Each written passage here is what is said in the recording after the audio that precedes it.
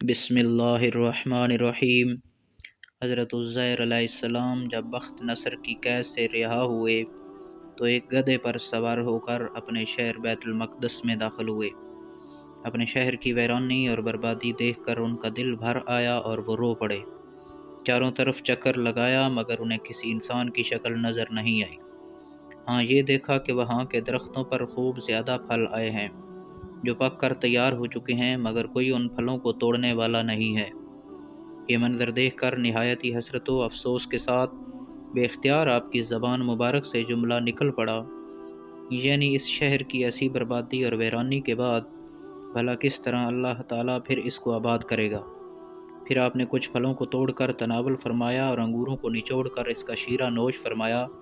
پھر بچے ہوئے پھلوں کو اپنے جھولے میں ڈال لیا اور بچے ہوئے انگور کے شیرہ کو اپنی مشک میں بھر لیا اور اپنے گدھے کو ایک مضبوط رسی سے باندھ دیا، اور پھر آپ ایک درخت کے نیچے لیٹ کر سو گئے اور اسی نیند کی حالت میں آپ کی وفات ہو گئی۔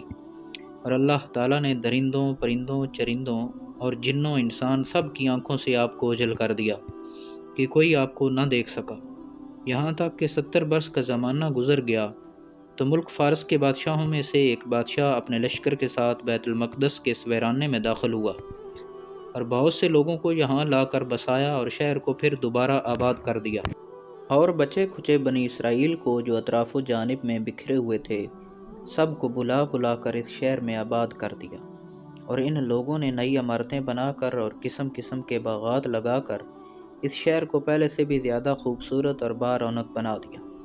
جب حضرت عزیر علیہ السلام کو پورے 100 برس وفات کی حالت میں ہو گئے تو اللہ تعالیٰ نے آپ کو زندہ فرمایا تو آپ نے دیکھا کہ آپ کا گدھا مر چکا ہے اور اس کی ہڈیاں گل سڑ کر ادھر ادھر بکھری پڑی ہیں، مگر تھیلے میں رکھے ہوئے پھل اور مشک میں رکھا ہوا انگور کا شیرہ بالکل خراب نہیں ہوا۔ نہ پھلوں میں کوئی تغیر، نہ شیرے میں کوئی بو باس یا بدمزگی پیدا ہوئی ہے، اور آپ نے یہ بھی دیکھا کہ اب بھی آپ کے سر اور داڑھی کے بال کالے ہیں اور آپ کی عمر وہی 40 برس ہے۔ آپ حیران ہو کر سوچ بچار میں پڑے ہوئے تھے کہ آپ پر وحی اتری اور اللہ تعالیٰ نے آپ سے دریافت فرمایا، اے عزیر، آپ کتنے دنوں تک یہاں رہے؟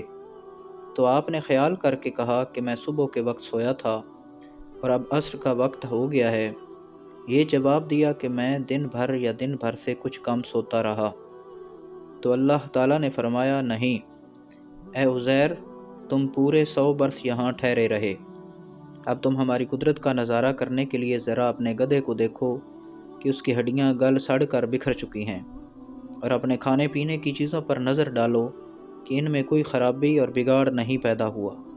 پھر ارشاد فرمایا کہ اے عزیر، اب تم دیکھو کہ کس طرح ہم ان ہڈیوں کو اٹھا کر ان میں گوشت پوست چڑھا کر اس گدھے کو زندہ کرتے ہیں۔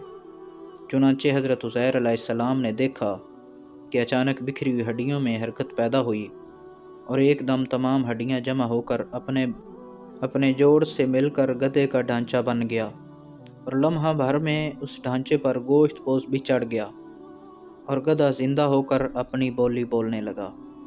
تو امید ہے دوستو آپ کو یہ تحریر پسند آئی ہوگی۔ اگر یہ تحریر پسند آئی ہے تو ہمارے چینل جے کے وائس کو سبسکرائب کر دیں۔ شکریہ۔